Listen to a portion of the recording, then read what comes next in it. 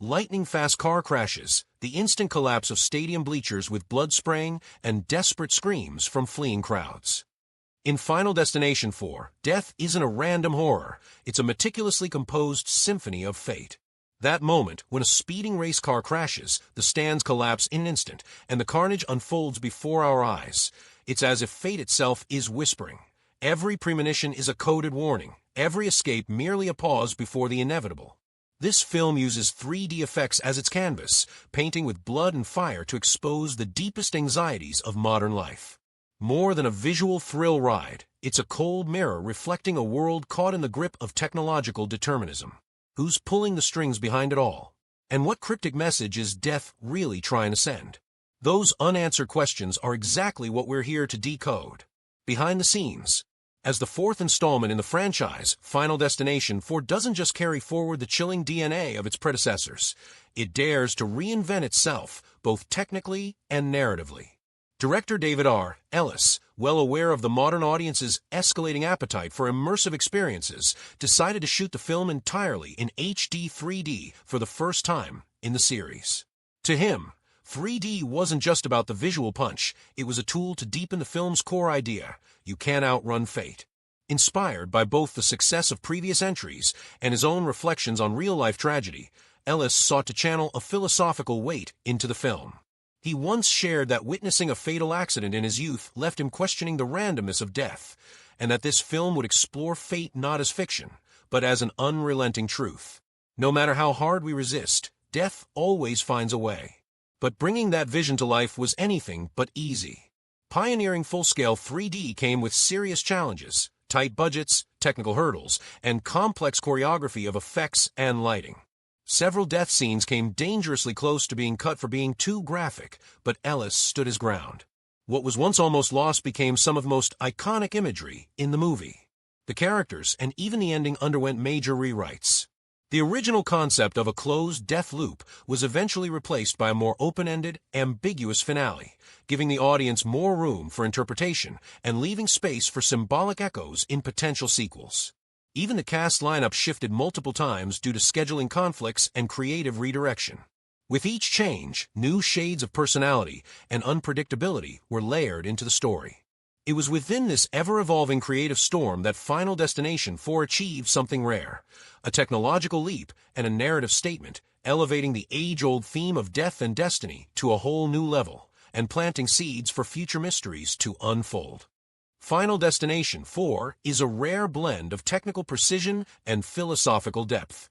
It doesn't just rely on graphic death scenes to shock its audience, it also uses sophisticated visual language and layered symbolism to express something deeper: humanity's helpless struggle against fate. In this section, we'll break down how the film's use of color, composition, and camera work foreshadows its narrative twists, while also decoding its character arcs and cultural metaphors. Right from the opening premonition at the racetrack, the film hits with a visual spectacle. Director David R. Ellis masterfully contrasts cold blue tones with blazing reds, colors that represent both the chilling indifference of machines and the fiery violence of death. The camera moves frenetically across the chaos. Sparks fly, metal twists, and destruction reigns. You're not just watching a crash, you're inside death's rhythm. The rapid switching between smooth tracking shots and handheld camera work creates a sense of disorientation, mirroring the protagonist, Nick's spiraling sense of dread. And then, with a slow push into Nick's terrified eyes, the director signals a deeper message: the internal battle against an inescapable fate has begun. The film's framing and composition are equally rich in meaning. Nearly every shot feels like it's chasing a central visual motif, a ticking clock counting down to death. Whether it's shattered bleachers, shaky mechanical rigs, or the recurring number 180 that Nick glimpses in a coffee shop, the visual cues all whisper the same thing: death is coming, and it's right on schedule. In many of the premonition sequences, victims are framed dead center in symmetrical or golden ratio shots, with twisted shapes and creeping shadows in the background. These visual maps don't just make the film look beautiful, they reinforce the film's fatalistic tone. Every frame feels like a piece of a puzzle that's been laid out by death itself. The film's character arcs are equally symbolic. Nick isn't just the main character, he's the reluctant prophet, cursed with a vision of the end. Every premonition he has is an act of rebellion against the inevitable. But Nick's tragedy is that even with the ability to foresee death, he's trapped in anxiety and isolation. His evolution, from panic to reflective resistance, underscores the film's central theme: awareness doesn't grant control. In scenes at the movie theater, the hospital, and finally the cafe, even his smallest expressions betray a growing sense of resignation. Knowing what's coming changes nothing. Contrast that with Laurie and Janet, who embody two opposing responses to fate. Laurie's calm resolve and quiet strength offer a glimmer of hope, love, and light in the face of death. Janet's hypersensitivity, on the other hand, reflects how vulnerability collapses when confronted with forces beyond comprehension. The supporting characters' deaths are equally loaded with meaning. Hunt's gruesome end in the pool isn't just a freak accident, it's a brutal metaphor for society's obsession with Lucky Charms. And George's unavoidable demise reminds us that those who try to control their fate may be the first to fall into death's trap. One of the film's strongest elements lies in its use of recurring symbols. The number 180, blazing fire, shattered objects, these aren't just nods to earlier films in the franchise. They're metaphors for modern anxiety.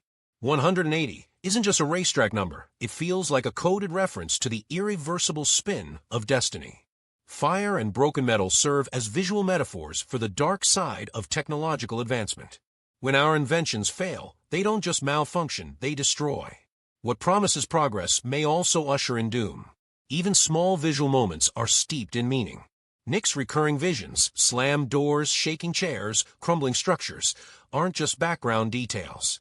They act as silent warnings, subtle signs that death is not spontaneous, but architected. The film plays like a visual detective story. Each scene drops a clue. Each camera movement asks a question. It's up to us to piece it together before it's too late. Through all of this, Final Destination 4 doesn't just hit us with shock value. It offers a layered cinematic language that conveys fear of the unknown, inevitability, and existential dread. Every frame seems to whisper, this wasn't chance. These deaths were written. Death isn't just a theme, it's the film's hidden screenwriter, carefully plotting every twist.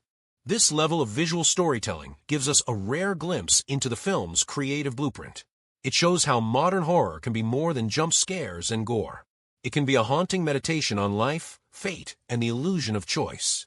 Every cut, every detail, every whispered premonition reminds us the script of life may already be written, and death is the director we never see coming. The narrative structure of Final Destination 4 is nothing short of masterful.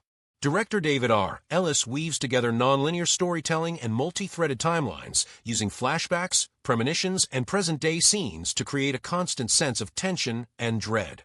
The entire film feels like a meticulously designed psychological experiment, each death foreseen in a different moment, reflecting the growing fear and helplessness inside Nick, the protagonist. Viewers are not simply watching events unfold, they're tasked with connecting fragmented clues, piecing together the full sequence of death, like detectives solving a layered mystery. Each detail feels like a deliberate breadcrumb left behind, revealing not only the inevitability of fate, but also Ellis's deeper commentary on human vulnerability. The use of time and space is especially clever. Settings like the racetrack, hospital, and shopping mall aren't just physical locations, they serve as emotional stages.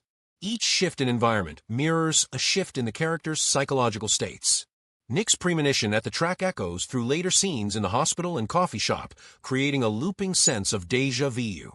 It's a form of fate aesthetics, a storytelling technique where narrative structure reinforces the central idea that destiny is a cycle you can't escape. This layering adds complexity to every character's decision, making each reaction feel not just emotional, but psychologically loaded, as if they're all caught on a path laid out by death long before the movie even begins.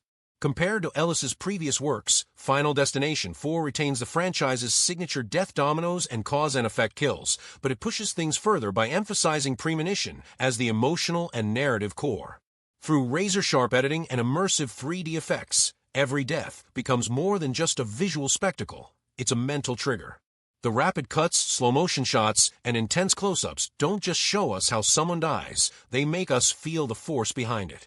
Ellis has dabbled with this style in earlier projects, but here it reaches full maturity, creating a visual language that feels both technologically advanced and hauntingly fatalistic. Academic interpretations of the film are divided. Some critics argue that the focus on visual effects comes at the expense of character development, making the leads feel flat or emotionally muted. Others, however, suggest that this flattening is intentional, a stylistic choice meant to emphasize the idea that death is the real protagonist, omnipresent and unstoppable. For them, the film's recurring symbols, especially the number 180 and mundane everyday objects, are metaphors for modern life's increasing reliance on automation and algorithm. In that sense, Final Destination 4 becomes a commentary on how fragmented and mechanical our perception of life and death has become. Some scholars go even deeper, arguing that the film's use of premonitions and intersecting narratives serves as an existential exploration of free will. The characters constantly try to break the rules to outsmart the system, but in the end, they're always pulled back in. No matter how clever or fast they are, fate wins. This fatalistic undertone has sparked discussions about whether we truly have agency or whether our actions are just illusions within a script written long ago. As one reviewer put it, the film seems to whisper, "Death already knows the ending. We're just flipping pages." Ultimately, Final Destination 4 strikes a rare balance between innovation and homage. By fusing nonlinear storytelling with visual metaphor and blending space, time, and emotion into a tightly constructed death spiral, the film builds a labyrinth that feels both terrifying and thought-provoking. It's not just a horror movie, it's a mirror maze of fate, pulling us deeper with every turn. Final Destination 4 isn't just a blood-soaked horror flick, it's a mirror reflecting the deeper anxieties of modern society and the hidden dangers of technological advancement. The film's relentless premonitions of death don't just symbolize a futile struggle against fate, they speak to our growing fear of automation, industrial systems, and the mechanical traps embedded in everyday life. A racetrack crash, a car wash malfunction, a pool drain accident, ordinary moments twisted into deadly scenarios. These aren't just horror setups, they're thinly veiled metaphors for real-world safety failures in our industrialized world, warning us of the chaos that can lurk behind high-speed progress. The recurring number 180 serves as a quiet reminder that the path of fate may already be scripted. Whether it's human resistance or technological evolution, nothing seems capable of altering the ending. This fatalistic undertone captures the uncertainty that defines today's world, where economic turbulence, environmental decline, and social fragmentation make the future feel less and less within our control. It's no surprise that many viewers interpret the film's death loop as a metaphor for the unpredictable crises we face in real life. The film also ignited a cultural ripple effect online. Final Destination moments became viral content, memes, reaction videos, parody edits, where fans recreated or spoofed the film's death setups with humor or horror. This wave of engagement transformed the movie into more than just a story. It became a participatory event. Meanwhile, academic circles took notice.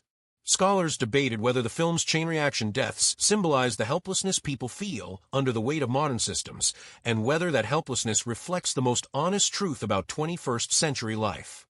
In the real world, the film's dramatic death scenes prompted deeper conversations about safety. Public institutions in several countries began reviewing safety protocols for facilities like pools and amusement rides. What started as fiction found its way into reality, proof that Final Destination 4 didn't just entertain, it stirred awareness. It reminds us that in a world racing forward, we have a responsibility to question and improve the safety nets around us before the next accident becomes inevitable. To explore similar themes, here are 3 underappreciated films that also dive into fate and the consequences of modern life. I, Robot, a story about the growing tension between AI and humanity, and the chaos that unfolds when machines misinterpret their purpose. Source Code, a looping narrative that blurs the lines between fate and free will, as one man relives the same moment trying to change the outcome. The Divide, a grim survival tale set in a post-apocalyptic world where technology and human nature clash under extreme conditions. Each of these films, though very different, touches on the same haunting question. In a rapidly changing world, what role do fate, technology, and human choice really play? As Nick solemnly mutters in the film, death doesn't wait for anyone. It just follows the script. That line isn't just about horror. It's a sharp metaphor for the powerlessness many people feel in an era ruled by invisible algorithms and uncontrollable events. Final Destination foreshows us that even when we try to rewrite our ending, every carefully planted clue leads right back to the same final chapter. It's chilling because it suggests that fate isn't just real, it's already written, and we're just catching up. In the film's climax, a sudden cafe disaster brings all storylines to a head. It blurs the lines between premonition and reality, forcing viewers to ask, what if Nick had chosen a different path? What if the sequence of deaths had changed? Would it have made a difference, or was it always going to end this way? These what-ifs open the door to deeper questions about fate, freedom, and whether we're truly the authors of our own stories. The ending doesn't just deliver one final shock, it leaves us with an existential gut punch. In a world wrapped in tech and modern convenience, are we really free? Or just playing roles in a script we can't see? Final Destination 4 reminds us that every seemingly random moment might be part of something much bigger. The randomness we perceive might just be fate in disguise. Let us know what you think in the comments. Drop a single emoji that sums up how you felt watching the film. Was it terrifying, eye-opening, or a reminder that maybe we're not as in control as we think? Let's talk about it.